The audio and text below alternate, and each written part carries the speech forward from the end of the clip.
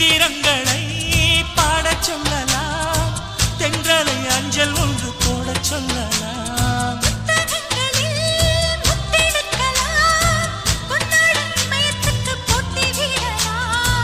பூமிக்கு பொட்டு வைத்து பார்க்கலாம் பார்க்கலாம், பூவுக்கும் ஆடை தைத்து போடலாமா?